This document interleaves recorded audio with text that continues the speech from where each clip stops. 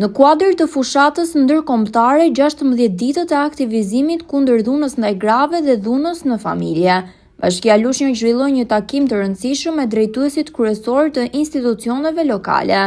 Në këtë takim morën pjesë drejtuesja e zyrës arsimore Lushnjë, përfaqësues të komisariatit të policisë, drejtori i spitalit bashkiak, punonjës social të bashkisë e të tjerë. Diskutimet u fokusuan në problematikat që lidhen me dhunën në familje dhe dhunën digjitale ndaj grave dhe vajzave, duke theksuar rëndësinë e bashkëpunimit institucional për të garantuar ndërhyrje të shpejta dhe mbrojtje efektive të viktimave.